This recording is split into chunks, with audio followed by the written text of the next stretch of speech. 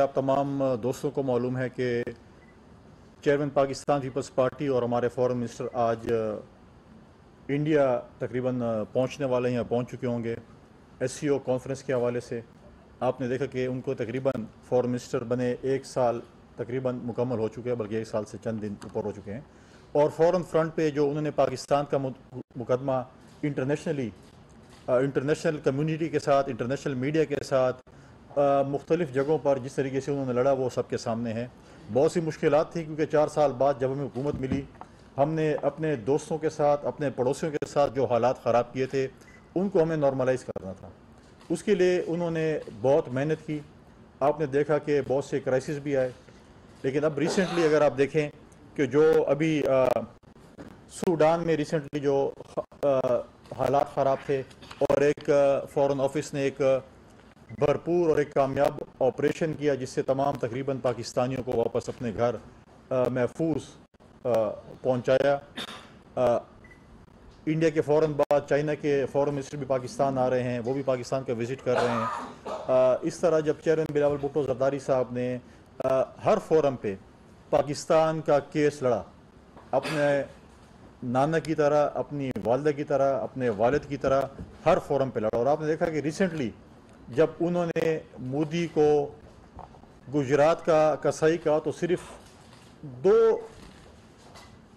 لوگ کہیں یا 2 ادارے کہیں یا 2 جو بھی کہیں ان کو تکلیف ہوئی، ایک RSS کو ہوئی اور ایک PTI کو ہوئی.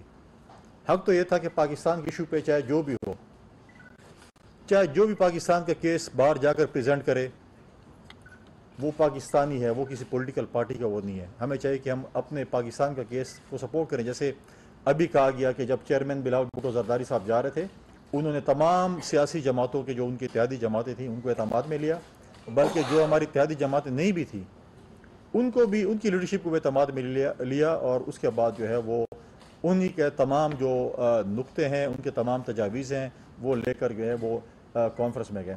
یہاں پر ایک بات بہت کلیئرلی فورن منسٹری نے بھی کلیئر کی ہے، ہم نے بھی بتائی ہے کہ ہم نے کبھی خواہش ظاہر نہیں کی بائیلیٹرل میٹنگ کی انڈیا میں، نہ وزیر اعظم کے ساتھ، نہ فورن منسٹر کے ساتھ کوئی ہم نے آفیشیل ریکویسٹ نہیں بھیجی، اور نہیں ہم نے خواہش ظاہر کی.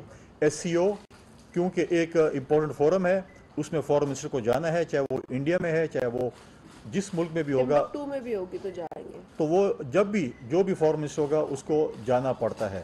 ہم اس طرح کے سے نہیں ہے جس طرح فارمر پرائم منسٹر نے ایک فورم بنایا تھا ترکی ساتھ مل کر، اور اس کے بعد آخری ٹائم پتہ چلا کہ خود جو ہے وہ پتلی گلی سے نکل گئے اور ان کو اکیلا چھوڑ گئے تھے. تو اس قسم کی چیزیں ہم ایک ذمہ وار پارٹی ہیں، ہمارے ایک ذمہ وار فورن منسٹر ہیں.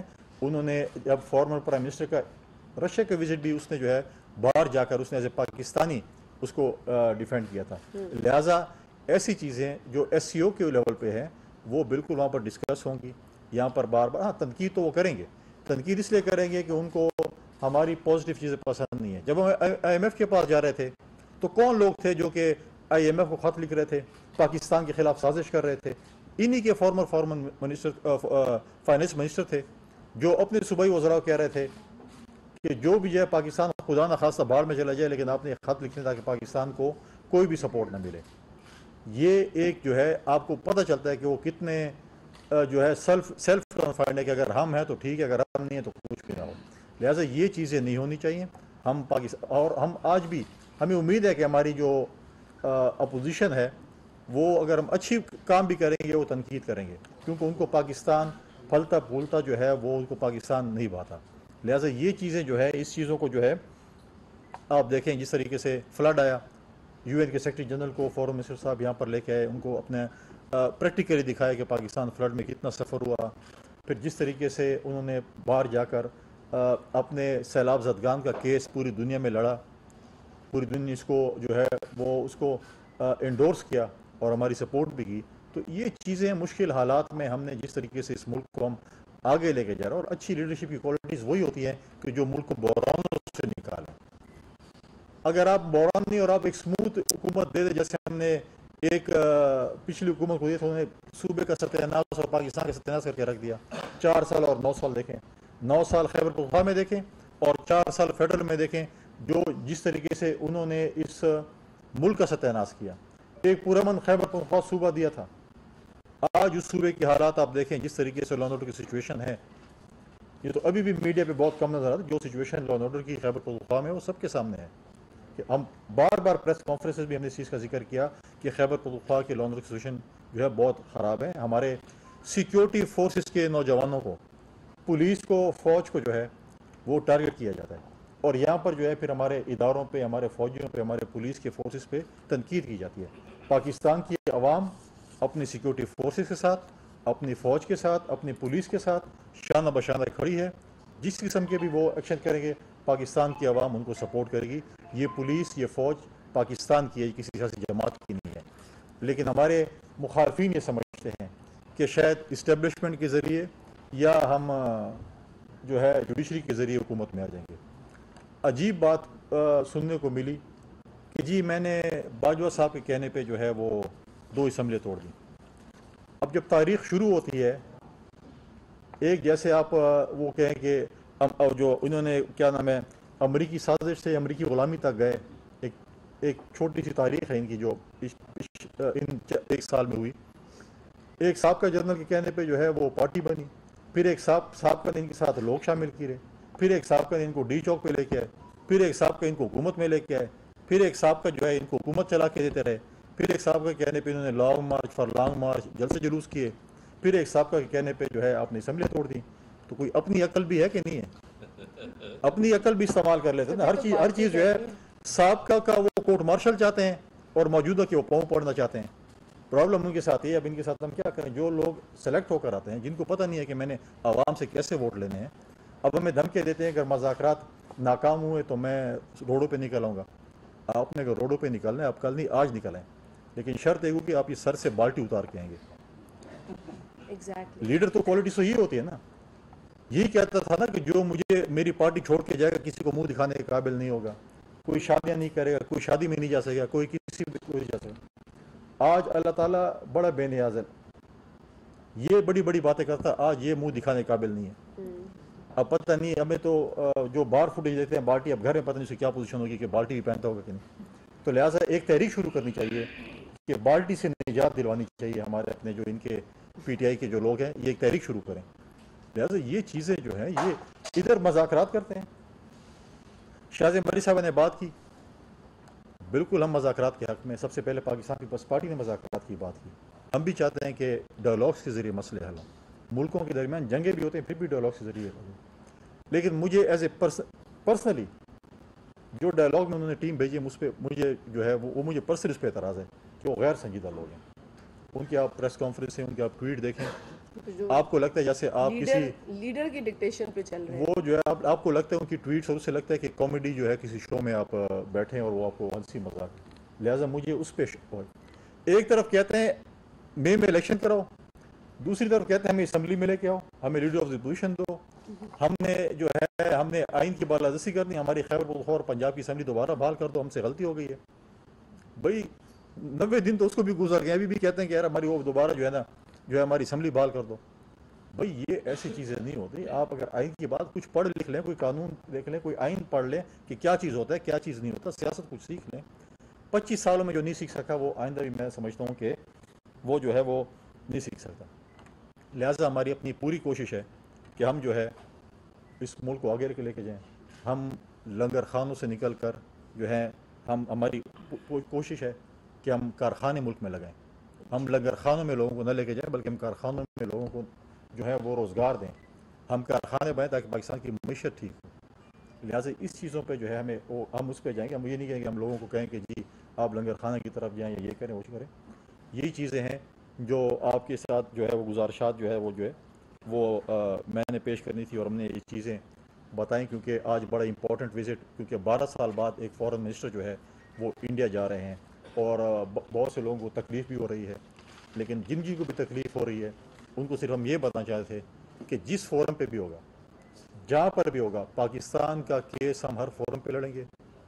کشمیر کا کیس شیخ ذوالفقار علی بھٹو سے لے کے ہم نے بلاول بھٹو زرداری تک ہم لڑ رہے ہیں، لڑتے رہیں گے جب تک ہم کشمیر کو آزادی نہیں دلائیں گے. یہ ہمارا پاکستان پیپلز پارٹی کا مینیفیسٹو میں ہے اور یہ اس چیز سے جو ہے ہم کبھی بھی جو ہے وہ اس سے پیچھے نہیں ہٹیں گے. کوئی کوشچن کسی کے نام جی جی یہ بتائیں کہ جو موجودہ حالات میں ایک تصادم کی کیفیت ہے پارلیمان اور سپریم کورٹ کی، کیا سمجھتے ہیں کہ کوئی اس سے جمہوریت کو خطرہ تو نہیں، اور کیا یہ تاریخ اگر دوبارہ دہرائی جائے گی یوسف رضا گیلانی والی تو حکومت کا کیا رد عمل ہوگا؟ بھائی بات یہ ہے کہ پاکستان پیپلز پارٹی کو کبھی کرسی کی غرض نہیں رہی، کبھی اقتدار کی لالچ نہیں رہی، اور یہی وجہ ہے کہ اگر آپ تاریخ اٹھا لیں پاکستان کی سیاسی 1967 سے جب سے پاکستان پیپلز پارٹی کا قیام ہوا ہے تب سے لے کے آج تک ہم نے حکومت کم اور اپوزیشن زیادہ کی ہے، کیونکہ اس ملک کے اندر جمہوری عمل کے لیے اور جمہوریت کی استحکام کے لیے، اس کے حصول کے لیے پاکستان پیپلز پارٹی کا قیام ہوا، اور پاکستان پیپلز پارٹی نے یہی اسٹرگل کیا ہے۔ ہمارا شہیدوں کا قبرستان ہو، ہماری کارکنان کی فہرست ہو جہاں انہوں نے جانیں دی ہوں، جیلیں کاٹی ہوں، خون دیا ہو، تو یہی ہمارا اثاثہ ہے۔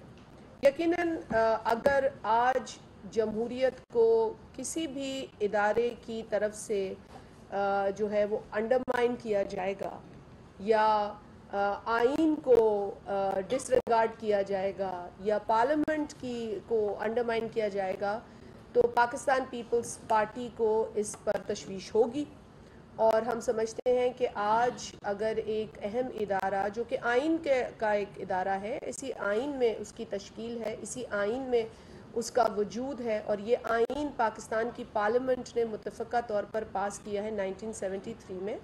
ہمارا مطالبہ یہی ہے کہ جو بھی ادارہ آئین میں ہے اسے اپنی آئینی حدود کے اندر رہ کر کام کرنے کی ضرورت ہے، اور تبھی اس ملک میں استحکام ہوگا۔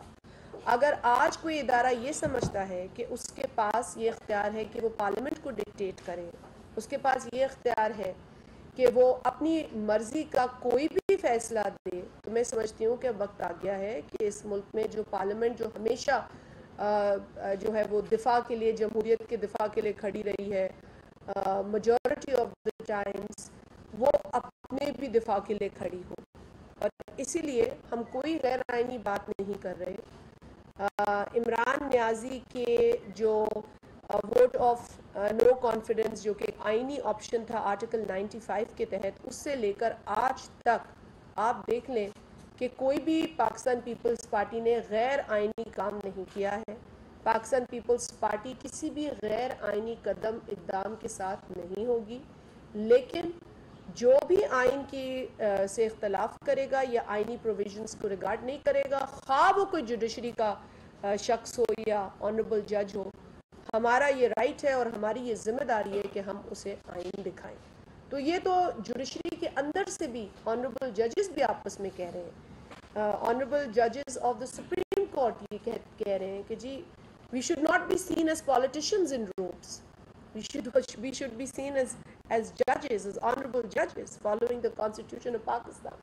So ہمارا کوئی ایسا مطالبہ نہیں ہے جو عجیب ہو، ہم تو صرف یہ کہتے ہیں کہ پاکستان کی آئین کی عزت کریں، اور پاکستان کے آئین میں آپ کے ادارے سے متعلق جو رول ہے اسے ادا کریں۔